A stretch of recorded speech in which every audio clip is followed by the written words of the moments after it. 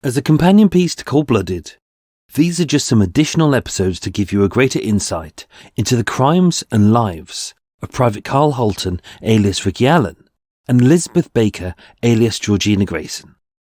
The regular episodes of Murder Mile return at the end of January, with possibly a little surprise in between.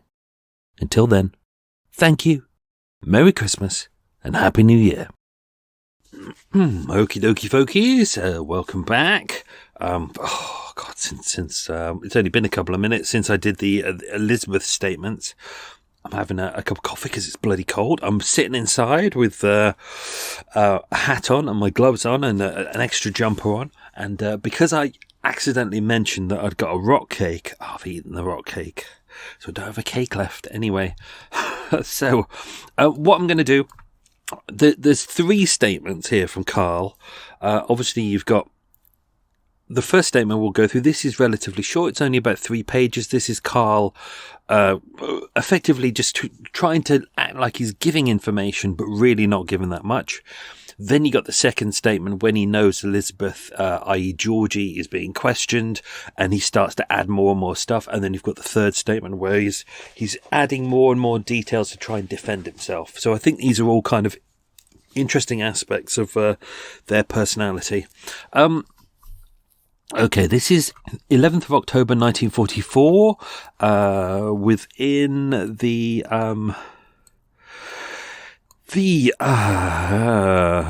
Criminal Investigation Division of the Central Division of the European Theatre of Operations. This is because this is being aimed at, this is being taken by this has been taken by Robert E. DeMott and Walter J. Riddle, agents they were kind of the lawyers for him, but on behalf of the US military. So, 11th of October 1944, name Karl G. Hulten, private, which is correct. Okay, here we go.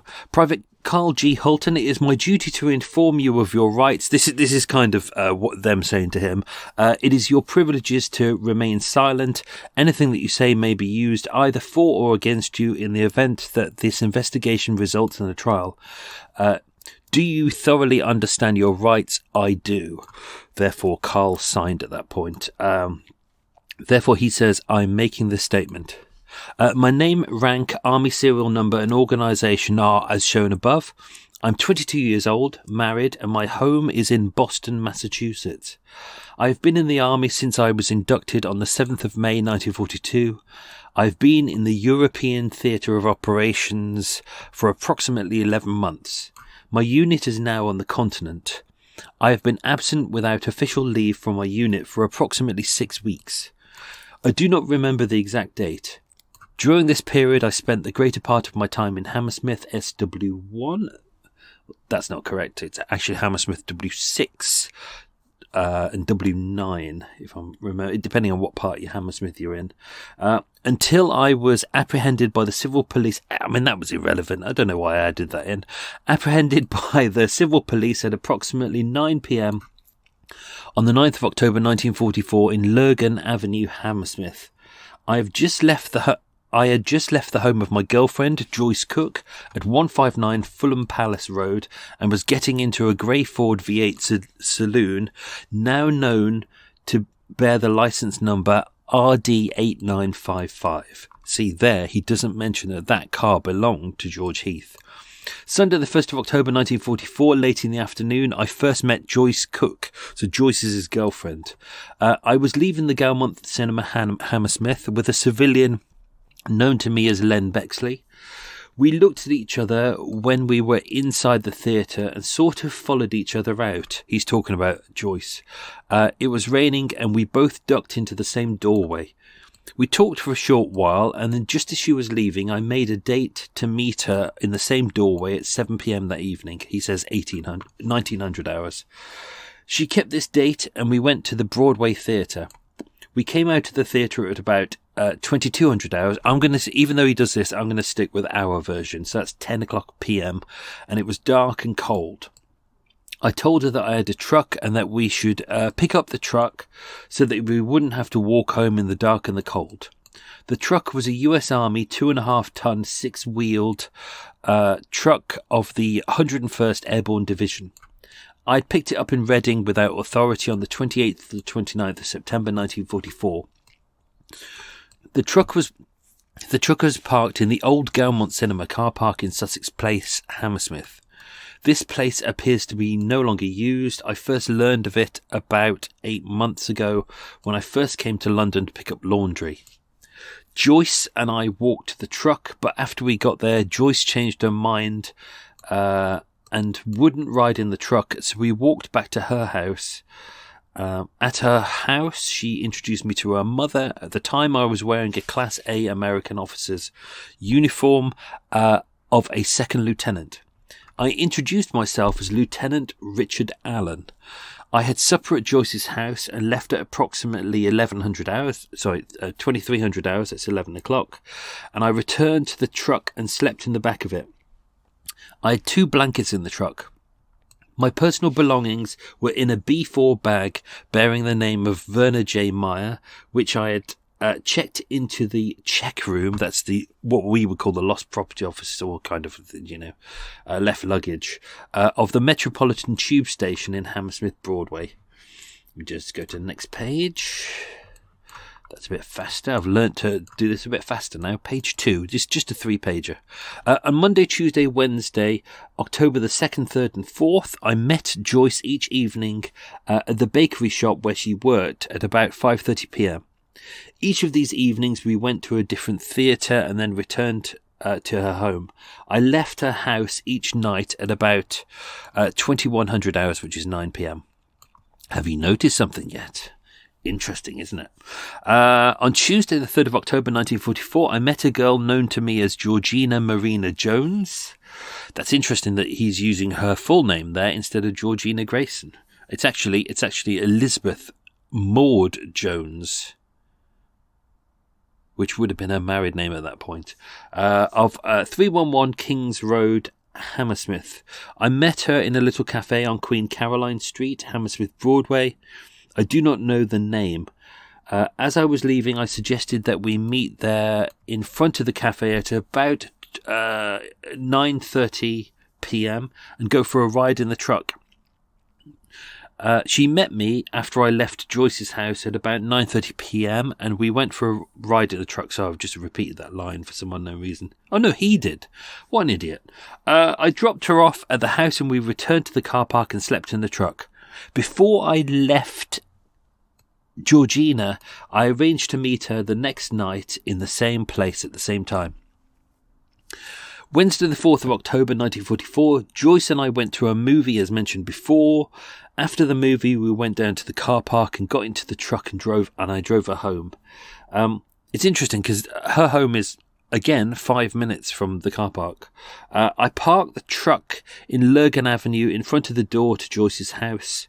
When I left Joyce at about 9 p.m, I drove the truck so I got hiccups. I drove the truck over to the cafe. There I met Georgina, or Georgie, as he would call her. Oh, bloody hiccups, sorry. We again went for a ride and then parked the truck in the car park. I went home with Georgina. He keeps writing Georgiana, and spent the night with her. Have you noticed so far? He doesn't seem to be mentioning any of the crimes that they've committed so far. This is very much just, I've met some girls, I'm seeing 2 girls, I'm having a lovely time, nothing happened. Exactly the same as Elizabeth, i.e. Georgie. On Thursday the 5th of October 1944, I had arranged to meet Joyce at 3 p.m, as it was her half day off. I called at her home at about 2:30 p.m. and told her that I couldn't keep up the dates as I had to go to camp. That was a lie. He even says here I didn't go to camp. I went to Georgina's house and we went down to Victoria and went to see a movie. We saw Christmas Holiday with Deanna Durbin. After the movie, we went to dinner and then went up to Georgina's house. I left Georgina's room at about 10 p.m. She told me that I couldn't stay the night as her landlady had guests. I caught a bus in Hammersmith Broadway and took another bus to Joyce's house. See, even that doesn't make sense because it's like it's 5 minutes. I got there at at 10:15 p.m. I stayed there for a few minutes and then went back to the truck to sleep. I think that is more likely, even though he says he stayed in a hotel in, I think he called it the Eccleston. I think it's more likely that he probably slept in the truck, because don't forget he's AWOL. Friday the 6th of October 1944, I again met Joyce and we went down to see a movie. We returned to the house after the movie and then remained there until about 2300 hours, which is 11 p.m. I went down to Georgie's house and whistled for her. She came down and suggested that we go for a walk. We went up and got her coat and then walked down to Hammersmith Broadway. We went into a little tea bar at 35 Fulham Palace Road, which is open all night. We had some tea, a sandwich, a piece of cake, and then left at 1 o'clock in the morning. We returned to Georgina's, and I stayed the night. Now that is the point where he and Georgie actually murdered George Heath, but there's no reference to picking up a taxi at all. There's no reference to being anywhere on King Street. You know, it's all quite discreet. They did actually speak to the owner of the little tea bar on 35 Fulham Palace Road, and they couldn't remember that couple coming in. But then again, why would you? Unless you knew those people, why would you specifically remember them? So this next bit is the day after the murder of George Heath. So on Saturday the 7th of October 1944, I got up around 11:30 or 12 o'clock. I shaved, dressed and took the bus to the cafe at Hammersmith Broadway. Again, lazy bastard. I met Len Bexley and we had lunch. After lunch, we went across the street to a pub. I don't know the name. We had a few drinks. Len suggested we go to White City and the dog races. I decided to go as he said that he knew of a racket there and that we could pick up a few quid. I left the pub and we went down to pick up Georgina. It was then about 2 o'clock in the afternoon. We took a cab to White City. That makes sense because it's a bit of it's about 20-minute walk. See, I would have done that. I would have just walked it. And Len paid the fare. We went to the dogs and I had about £4. I had 3 £1 notes, 10 shilling note and some change. At the races, I lost about £1 and 10 shillings. The police always do this. If there's a moment in the story which seems inconsequential, they will always dive into exact details because it's amazing what other people remember. Like you might just say, like he says here, do you know, I had £4 on me and then £3 in £1 notes and then 10 shillings and then some change and I won this and I lost that. But when they start talking to other people and other people go, oh, you know, he won nothing. And then someone else says, oh yeah, he won big that night. Things start falling apart. At the races, I lost about £1 and 10 shillings.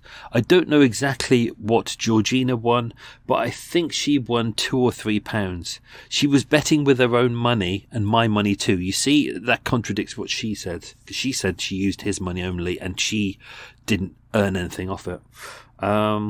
After the races, we returned to Hammersmith. Len left and then went to work. Georgina and I went down to Victoria where we had dinner and went to a movie. I do not recall what we saw. I took her home and found that I couldn't stay there, so I returned to Victoria where I stayed the night in the Eccleston Hotel. I slept in the ballroom. I got up around noon the next day and went to Hammersmith. Final page. I had lunch and looked for Len but couldn't find him. I went over to Joyce's house at about 2:30 p.m. I took a shirt with me for her to wash. What a lazy bastard. He can't even do it himself. It was a pink shirt, an officer's shirt. We left at about 3 p.m. And I went to the Gaumont to see a movie.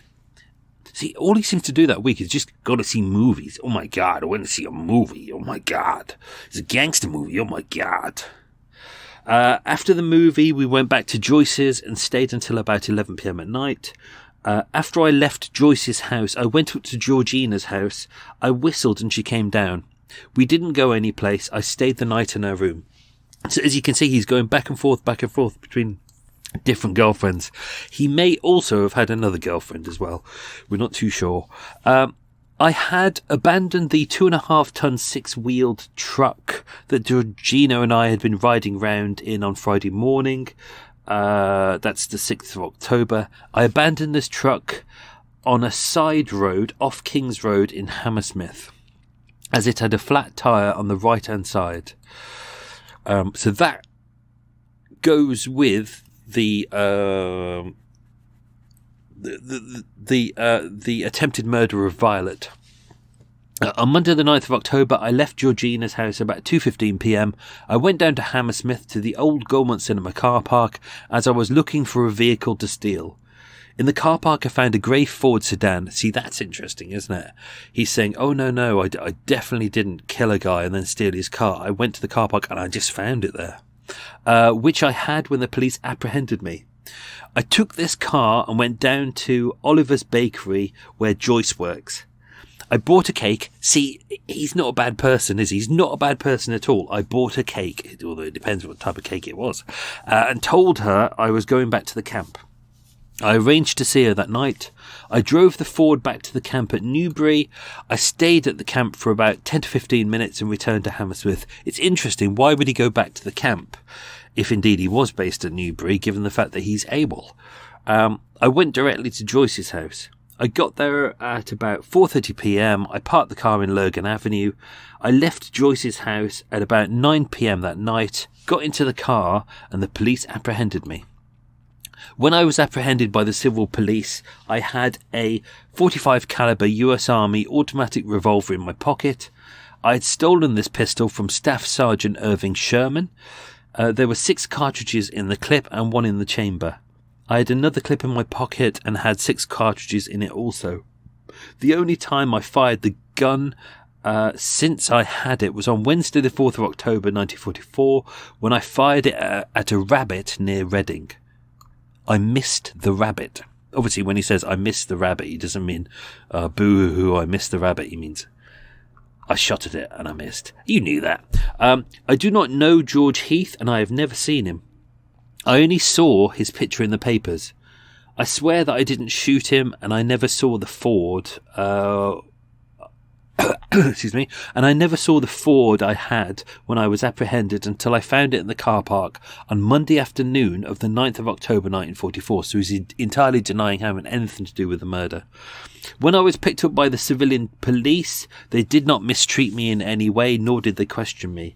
At no time did was I mistreated by the CID or the US Army, and I have made this statement voluntarily of my own free will, without threats or promises of reward being made for me, and after I had been fully warned of my rights. That is the end of his statement. Obviously, that end bit that he's done there is something that they just had to do anyway, because there was that whole era of police brutality. So there we go. So that's. So there's a boat making a horrible noise with its engine outside. It's fine. Normally I would get grumpy and stop recording, but this is the extra stuff. We can get away with this. So that was Karl's first statement. You could see that he's entirely denied a lot of stuff there. What we're going to do next is dive into the next statement. The next statement was Karl's statement 2. That was the next day, so the 12th of October, and then there's another one after that. So join me for that. Thank you for enjoying. I hope you're enjoying the show. Thank you for listening to and supporting Murder Mile. Have a good week, folks. Bye bye.